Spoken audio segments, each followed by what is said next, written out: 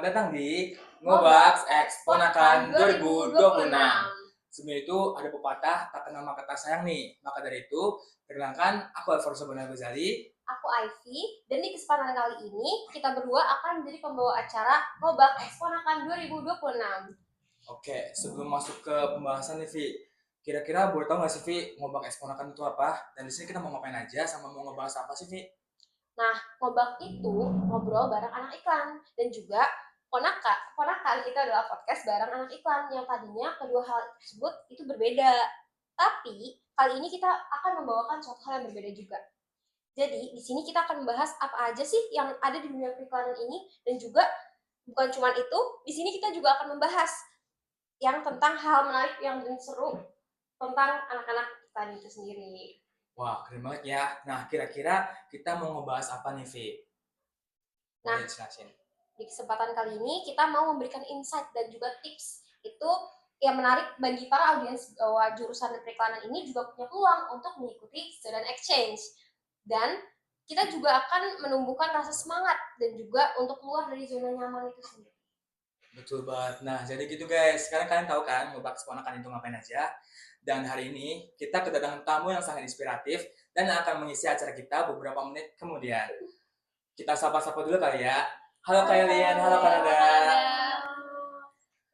Nah, disebut tadi namaku ya. Oh, iya. Nah, Kak, sebelum masuk ke obrolan lebih jauh nih, boleh dong kenalan dulu nih sama teman-teman yang nonton.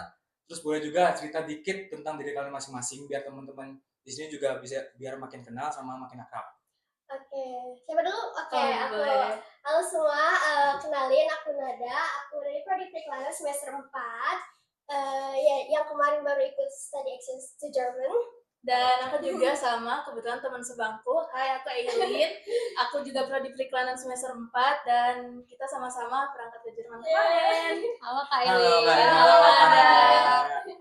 Oke, sebelum masuk ke cerita tentang student exchange nih Kak ya. Aku mau nanya dulu dong, gimana sih kabar kakak sekalian? Gimana lagi sibuk apa hari ini? Boleh dari Kak Nara dulu ya. Oke, aku untuk kesibukan aku belakangan ini aku sekarang cuma lagi fokusin ke magang aku si internship ini. Jadi magang itu salah satu agenda lanjutan dari program study exchange kemarin. Itu kan harusnya study exchange itu di mana-mana biasanya 1 semester which is 6 bulan kan.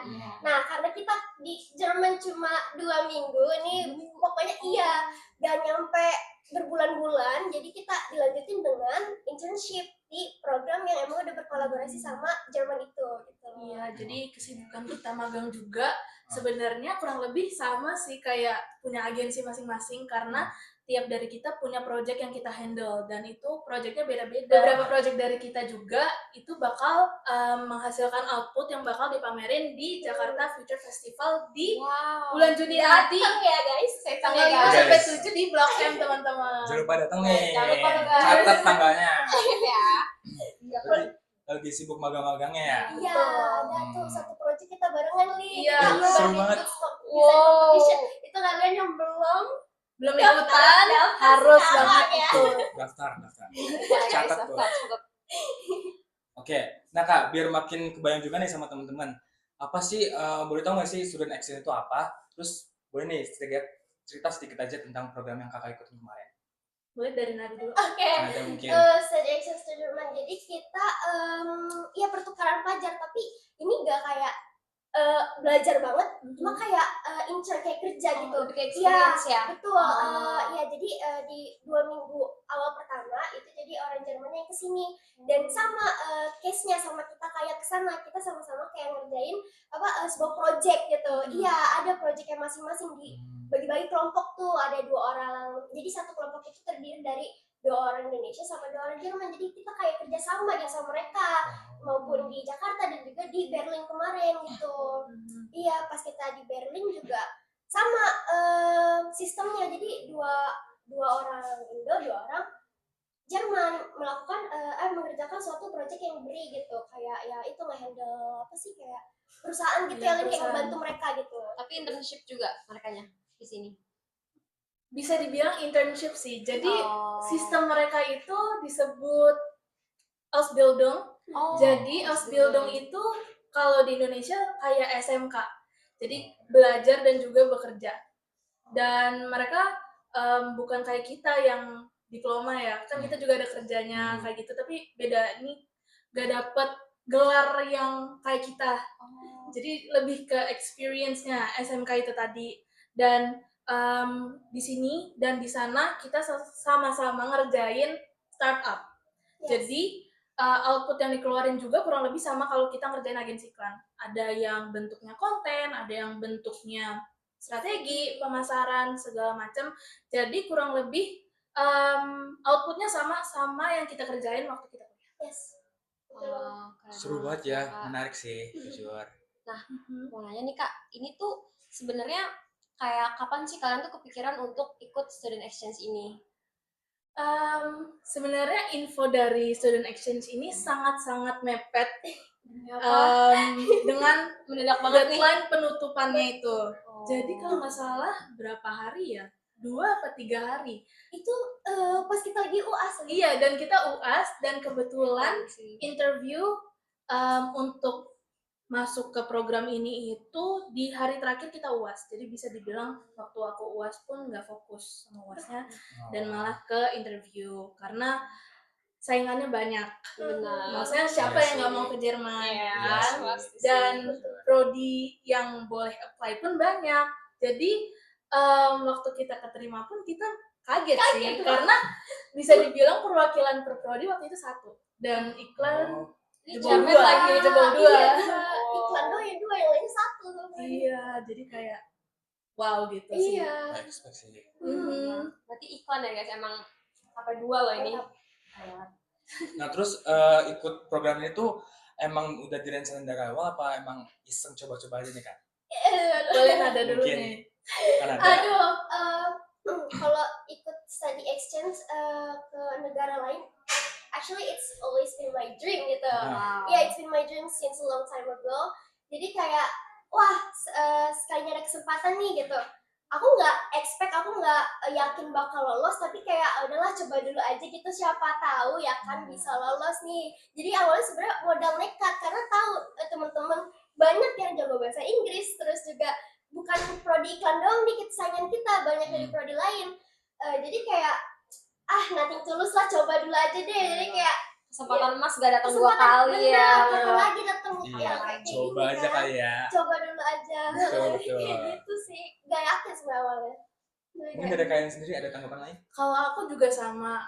Sebenarnya ikut student exchange itu bisa dibilang udah masuk ke plan untuk kuliah sih. Cuman gak kepikiran buat apply yang Jerman ini karena pertama sangat dadakan.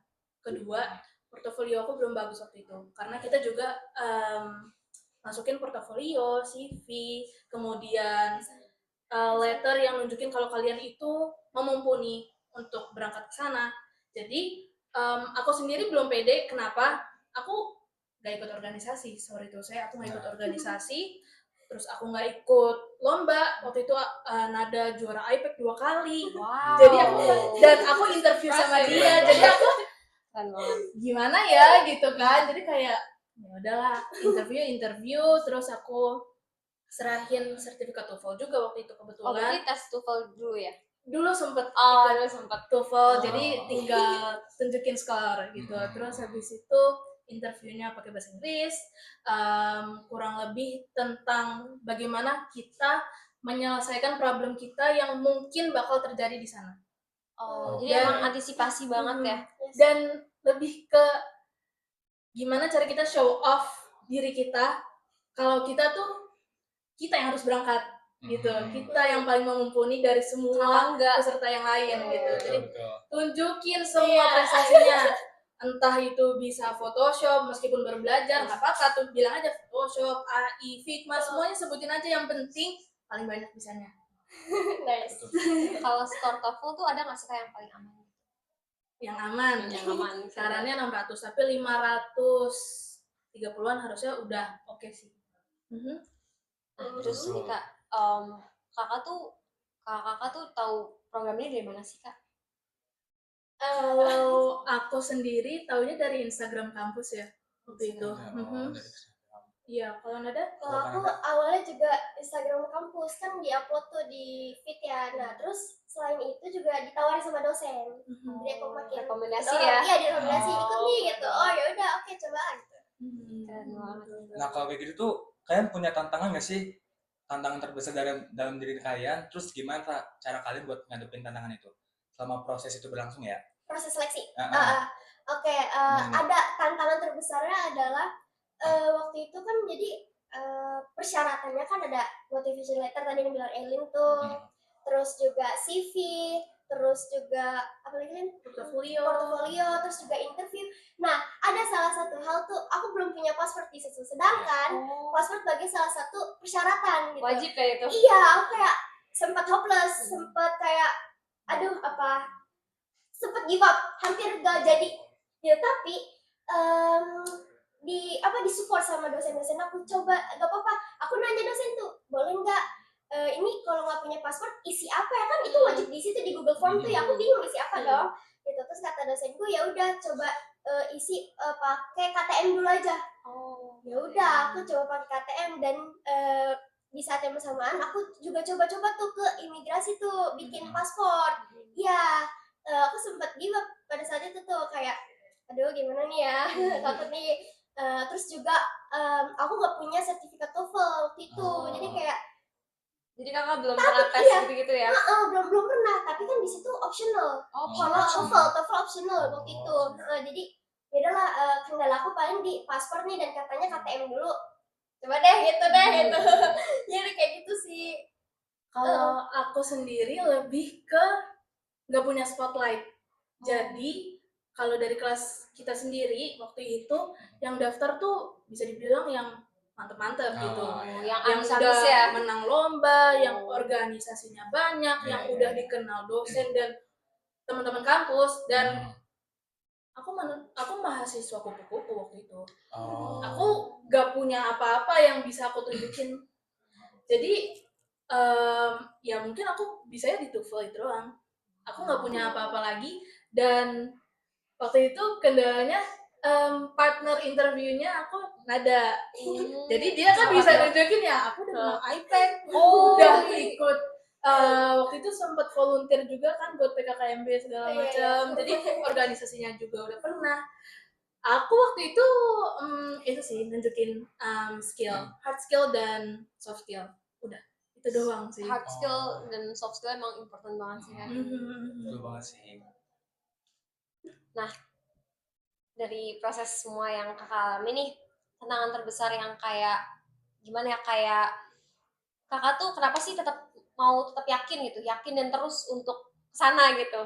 Maju Kan gitu iya kan ada selama tantangan-tantangan ini nih. proses Apa sih seleksi yang itu. bikin kalian tuh makin yakin gitu, tetap yakin di proses itu. Mungkin bisa dari Kak Nada dulu. Oke. Kalau aku karena aku emang basically kepengen banget mau study exchange ini. Entah apa gimana hasilnya nanti yang penting aku kayak coba dulu nih walaupun aku tadi nggak punya ini kan nggak punya apa paspor terus juga pas di interview aku saking paniknya aku jujur terbata-bata tuh waktu itu tuh. Tapi kayak ya udahlah mending aku coba dulu daripada nanti aku nyesel nanti ya karena nggak nyoba mendingan aku lakuin dengan rasa takut gitu loh. Iya waktu itu sempat overthinking juga gitu. Ini bisa gak ya lolos gitu loh. Ntar juga kalau misalkan lolos sih jauh dari keluarga, jauh dari rumah. Berarti ada motivasi. Iya. Jadi kayak terus juga dibantu sama support sama orang-orang sekitar kan dari dosen juga support aku banget tuh.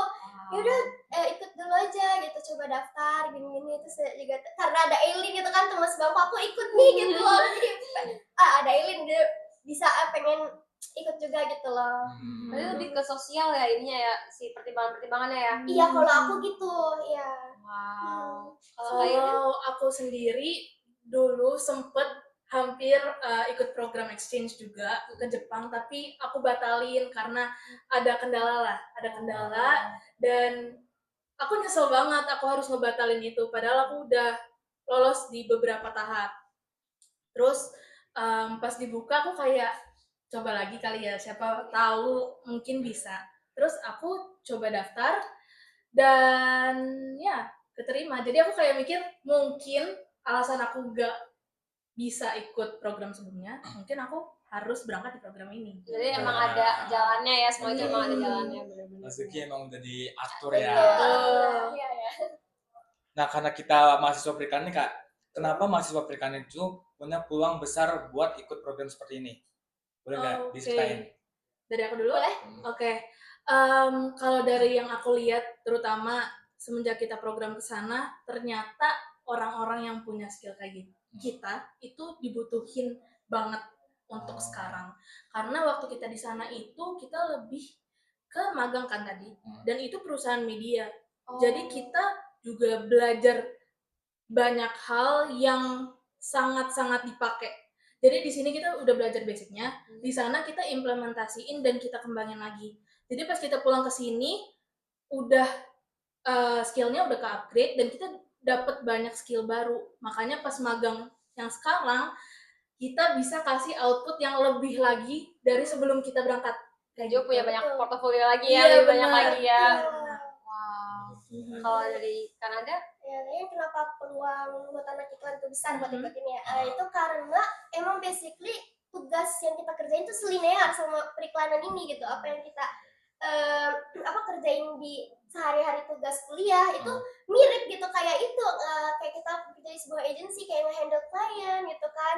Terus juga ngebantu dia perusahaannya biar naik, kayak ngiklannya juga ngepromosiin gitu, bikin output tadi yang Aileen bilang tadi.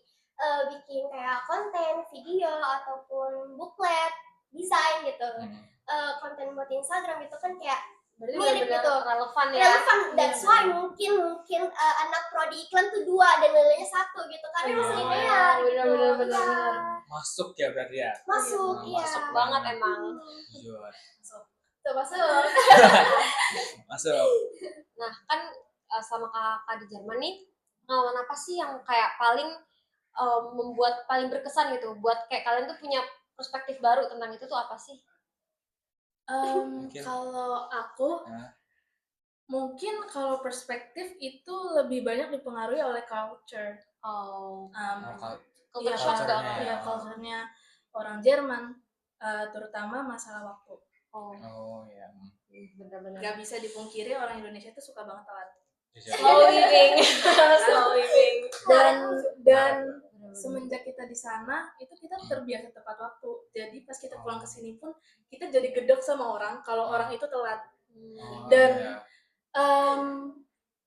orang itu kalau mengerjakan segala sesuatu di sana itu benar-benar lock in, kayak bener-bener fokus. bener. Itu nggak bisa diajak ngobrol. Kalau kita kan bekerja masih bisa ngobrol segala macam. Tapi kalau di sana kita benar-benar fokus nugas sampai waktu kerjanya selesai, yang dimana di sana itu 9 to 5.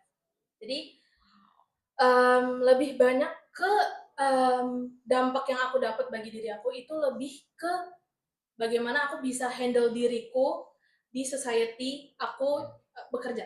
Kayak gitu. Berarti kayak lebih ke waktu dan juga ini ya, kedisiplinan waktu Iya. juga ya. Bener-bener. Kalau dari Kanada gimana, Kak? Kurang lebih sama sih Sama di ya? itu, di sisi kedisiplinan sama kemandirian. Karena di sana itu dia sangat menghargai waktu banget, orangnya on time, dan juga sampai ada istilah apa tuh di Jerman kayak something like that, Tenggoen artinya di Indonesia. Jadi itu artinya kalau misalkan jam kerja udah selesai, ya udah selesai gitu. Jadi Dia nggak nggak boleh ada, lembur. nggak boleh lembur, nggak boleh kayak ngebahas tentang pekerjaan lagi, itu mereka bakal nggak suka gitu loh. Profesionalitas ya. Profesionalitas, jam kerja ya kerja, istirahat gitu. Iya, jadi kayak sangat menghargai waktu gitu.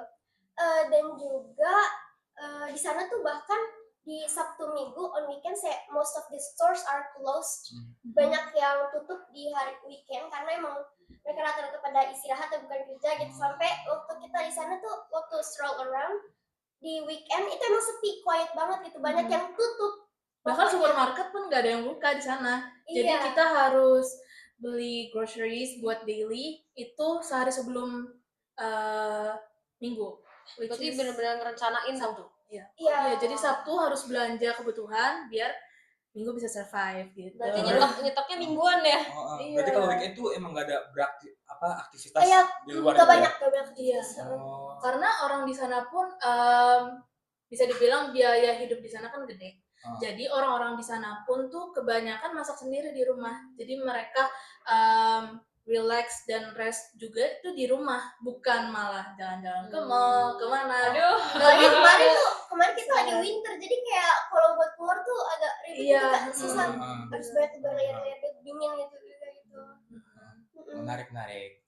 Terus karena jauh nih Kak dari rumah, kan tuh pernah sempat gak sih kayak ngerasa homesick atau kangen masakan Indo, masakan mama gitu?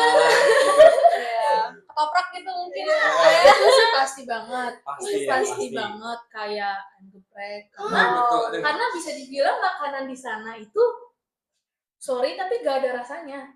Kayak mungkin warnanya menarik, kayak wow kelihatannya pedas atau asin atau ini saladnya enak gitu, ada sausnya, tapi pas dimakan ya nggak ada rasanya.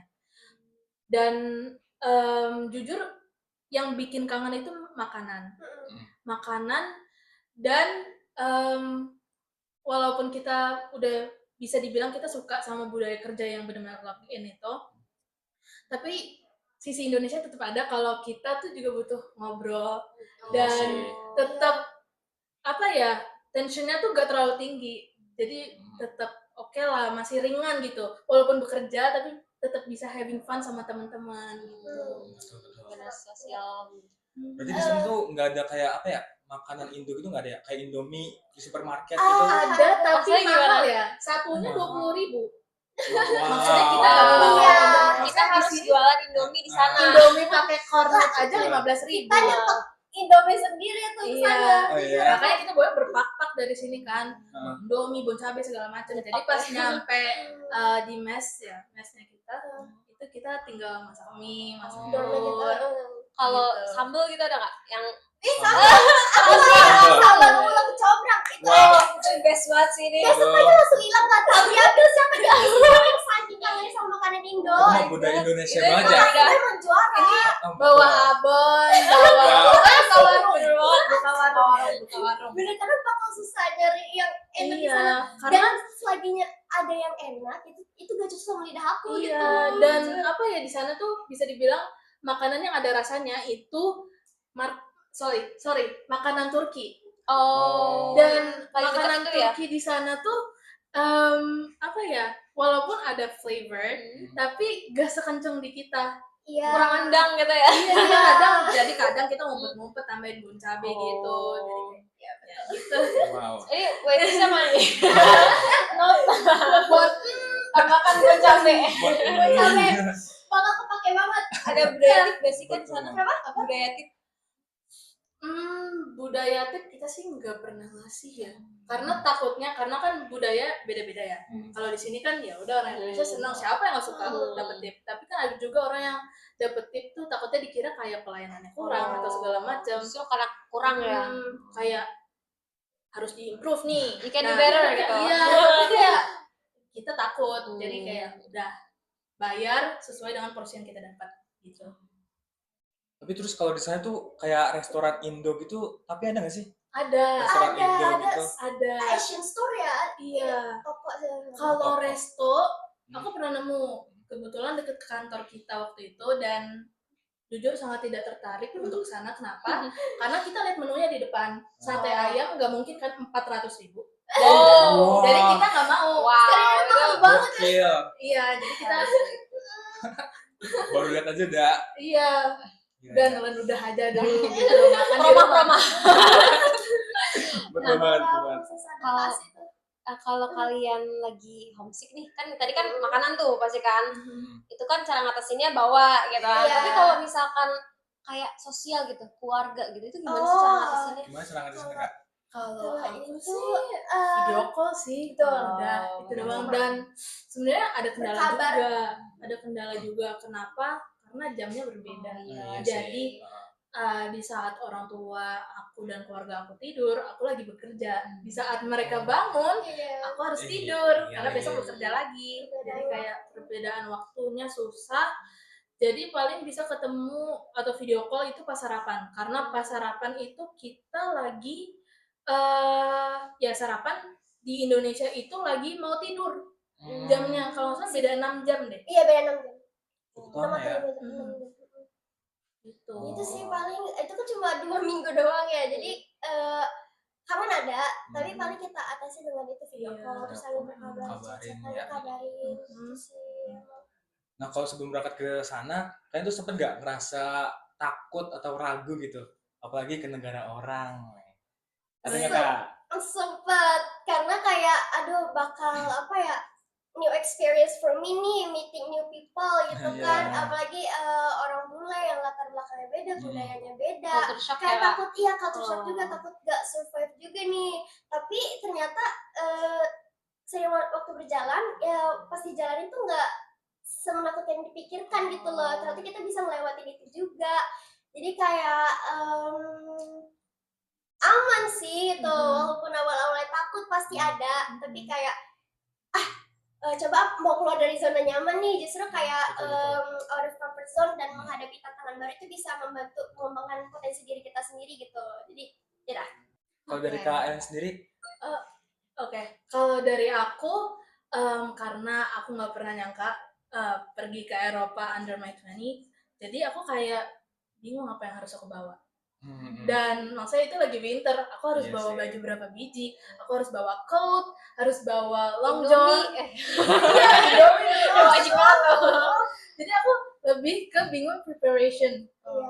Karena aku bingung apa yang harus aku bawa. Semuanya pengen dibawa, Iya. ya kan? Maksudnya kan aku takut mati kedinginan, Iya. ya kan? Jadi kayak aku bingung harus bawa baju berapa biji dan koper pun itu kita dibatasi berapa kilo. Dengan kaki kalau nggak salah tuh apa 30 kaki. Iya, 30 kilo dan itu masih kurang. Itu masih kurang dan kita di sana pun maksudnya 2 minggu emang kan laundry dan di sana tuh nggak ada kayak di Indonesia laundry yang kita tinggal keluar ketemu laundry kayak nitip gitu, tolong cuciin, paling kan diantar atau enggak yang kita cuci sendiri, keringin sendiri, ya udah tinggal ambil. Nggak ada di sana. Nanti gimana tuh, Kak? Kebetulan akhirnya kita menemukan jasa, kalau di hotel itu buka jasa laundry, Iya, tapi mahal banget. Oh. Coba 12 dikali 20 berapa tuh? Berapa tuh? Segitulah. Segitulah. Ya. 100-an ribuan. 240.000 kan. Nah, ya udah segitu harga laundry. Masa di sini berapa ya, 5 kilo paling cuma 70.000. Iya. Itu kalau segitu berapa kilo tuh? Yang itu? Itu kebetulan emang kita berat karena kan kita kan long john ya, baju yang hangat, jadi baju yang tebel, dan baju tebel itu gampang banget basah karena kan Iya sih. salju kan ya basah. Iya. That's how we Ini- survive lah. Ini pertanyaan yang nyeleneh tapi kayak out of topic mungkin ya. Mhm. Pernah nggak sih kakak nyobain marjan sama salju? Marjan sama salju. Kayak Kayak es serut gitu. iya, Kayak es serut. gitu. Eh, Pernah kepikiran nggak? Dicampur. Pernah kepikiran ya, Kak? Iya. baru sekarang sih kepikiran. Oke. Soalnya lihat di sosial media tuh banyak yang kayak gitu. Iya, makanya Nyobain bikin salju gitu sama marjan. Jadi Dan kayak es kita serut. agak gak mungkin sih bawa botol marjan. Enggak sih. Iya Kali Iya, kayak iya pas sih. novel kita cuma gitu lidah aja jadi kayak nyobain. Terus tuh gimana emang teksturnya kayak es serut, bener sih. Iya. Kayak licin juga gitu. Paling Iya. kita nggak sampai eksperimen kayak gitu, kayak cuma kayak main-main sama bola salju gitu. seru Iya, banget sih. snowman gitu. berarti pas banget ya waktunya winter gitu. Winter. Iya, dan kebetulan itu udah mau agak habis tapi masih turun beberapa kali. Jadi kita Yes. masih bisa ngerasain dan Snowfall, ngeliat my first time. salju turun gitu. Setelah lama digoreng di serengseng. Iya lagi. Iya lagi. Itu kontras banget tuh Iya. cuacanya dari sini ke Mm-mm. Karena di sini kan warm kita sangat tanning. warm. Di sini kita tanning. Di Oh, sana tanning. kita udah nyantai-nyantai. Santai. aku berlayar-layar tuh pakai tuh Iya. ada. 5 layer. Kalau kita ke kampus yang cewek-cewek kan udah nyatok dari rumah segala macam, nyampe kampus udah lembek kena keringet. Di sana aman, Asik. damai. Salah satu rambutnya. motivasi sih. Iya. Kita di dalam ruangan butuhnya AC, di sana heater, Iya. Aduh, iya lagi. warm heater. Beda banget ya. Balik ya. Ya. Kebalikannya betul. Karena kita di sana 7 atau 6 derajat udah hangat menurut kita. Jadi kita udah nggak perlu pakai coat yang gimana-gimana. Yes. Tapi kalau misalnya waktu itu kita sempet min Minus 3 ya, min 3, min 4 itu harus pakai Iya, sih. iya. Iya. Lagi tidur pun tetap pakai baju hangat ya. Dingin banget. Iya, kalau aku sih nggak sampai segitunya karena aku kebetulan tempat tidur deket heater jadi aman. Kalau kan ada Aku jadi kan tingkat tuh ya, ada bawah, di atas. Aku di atas tuh, jauh dari heater tuh.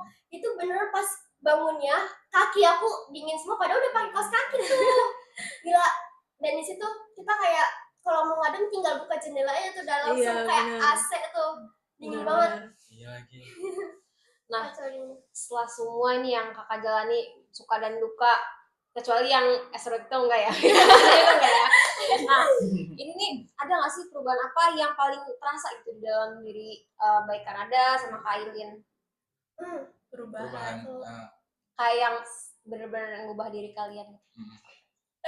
Jujur di awal-awal tuh jadi ikut kebiasa kayak buat on time, tapi sekarang udah Oh udah. Balik lagi tahap awal. balik lagi. Dan juga di sana dilatih banget sih kekuatan fisiknya gitu, karena kita kebanyakan jalan daripada naik motor, naik transport tuh paling cuma kereta terus bus. Itu kalau misalkan jaraknya masih deket itu kita bela-belain jalan tuh. Di situ aku bawa tas berisikan laptop yang berat banget tuh, dan juga jujur agak jauh buat aku jalan. Dan itu jadi kuat aja gitu loh, dan ke bawah ke sini jadi kayak Olahraga ya. jalan juga gitu. Iya. Sih. Juga kayak on time gitu. Oh iya betul. Kalau dari Kalian Kak sendiri? Ailin sendiri? Kalau aku mungkin yang ini fun dulu. Kalau fun, aku udah nggak terlalu kuat makan yang pedes banget. Aku udah nggak kuat lagi. Nggak bisa nyobain sambal terasi. Udah nggak bisa dan seblak. Ya itu sedih sih. Dan kalau aku lebih ke bagaimana aku menunjukkan diri aku di depan orang-orang. Karena dulu aku sebelum aku pulang ya, aku tuh bisa dibilang aku sangat-sangat menor. Aku make upnya wow, rambutnya aku lurusin karena aku aslinya wavy ya akhirnya. Dan aku lebih semenjak pulang dari sana, aku kayak lebih pede dengan apa yang aku punya. Karena di sana mereka kayak ya udah, mereka bisa loh ke kantor gak make up. Jadi kayak ya udah, Karena budaya nyinyir mereka juga nggak ada ya. iya, jadi kayak ya udah cares? biasa aja. Yeah. Karena ya udah kita masing-masing, dan di sana kan ada co-working space, dan di sana juga lebih banyak orang yang bekerja dari rumah. Jadi di co-working space juga nggak ketemu orang banyak. Jadi ya udah bekerja apa adanya aja. Gimana kita bisa bekerja dengan nyaman kayak gitu. Satu lagi lebih open minded. Oh iya, betul. Di sana tuh Aduh, open ada minded. di sana tuh ada orang yang mengekspresikan kasih sayangnya di tempat publik ya, Lin. Kayak Iya. PDA gitu ya. beda banget sama budaya kita kan. Jadi Kita kayak kan sebenarnya jadi ngumpet-ngumpet. Iya. cukup jadi insidernya pengetahuan, kayak cukup tahu gitu. Kalau kita nggak ngikut-ngikut dan nggak ngejudge juga sih, kayak oh ini loh budaya mereka kayak gini, kebiasaan mereka, jadi buka perspektif baru aja sih. Iya. Gitu, ya. When ya. Di tempat publik ya. Emang banyak yang Agak kayak gitu ya? disensor nanti. Banyak yang kayak gitu ya? Kayak di jalan-jalan nemu aja gitu. Nemu sih, Iya. ada yang dekat. Bahas sama jenis Di kereta sama jenis. Bab, serius. Ya itulah ya. Itulah. Tapi kan di sana juga udah legal ya kayak.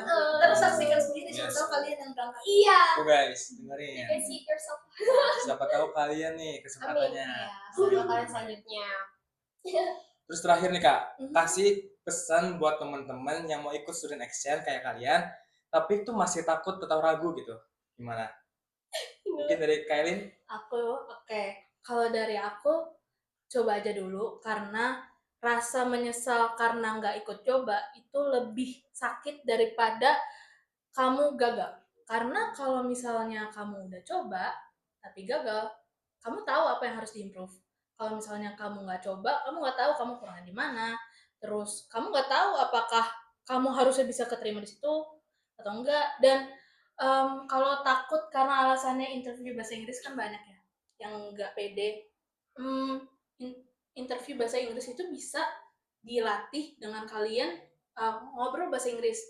Mungkin susah ya ketemu orang-orang yang bisa diajak ngobrol bahasa Inggris, tapi coba ngomong depan kaca. Kayak misalnya nih, kalau aku tuh mungkin ada tahu ya, aku kadang suka bikin story tentang keseharian aku, tapi My life. iya, Tapi bukan yang kayak bikin konten aku pakai baju apa atau apa, enggak, lebih ke ceritain hari ini aku lagi ngapain sih, atau aku menemukan hal apa sih. Dulu aku suka kayak gitu tapi pakai bahasa Indonesia. Sekarang aku coba ganti pakai bahasa Inggris. Jadi aku kalau nulis konten apa-apa di story aku atau ceritain daily life aku, hari ini ngapain aja segala macam, sekarang aku coba pakai bahasa Inggris.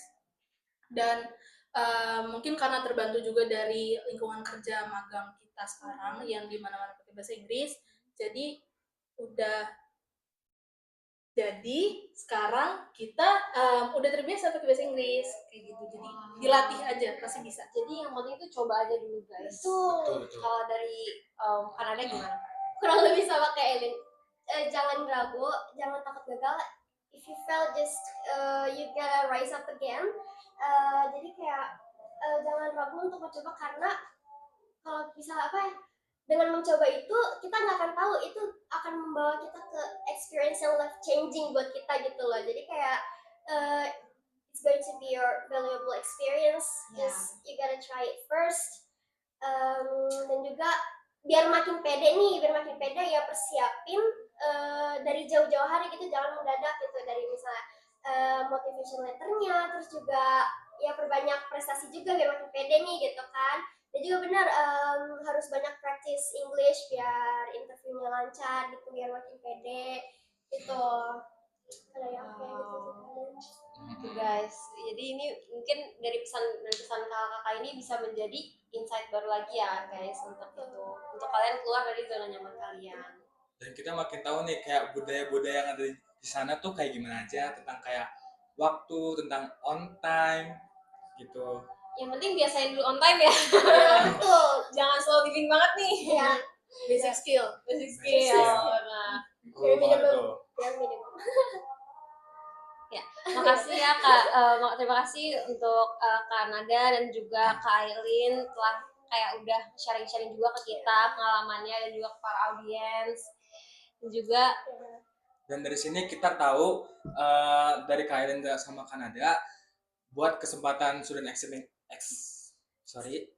action ini bisa datang dari kita keberanian buat nyoba dan keluar dari zona nyaman nih guys. Dan buat teman-teman yang udah nonton sampai akhir, jangan lupa gunain kesempatan itu, karena kesempatan emas gak datang 2 kali. Dan mungkin segini aja. Sebelum itu, aku Alvaro Sabrina Ghazali. saya Ivy. Sampai jumpa di Ngobak Keponakan 2026 berikutnya. See you. Thank you. See you soon ya guys.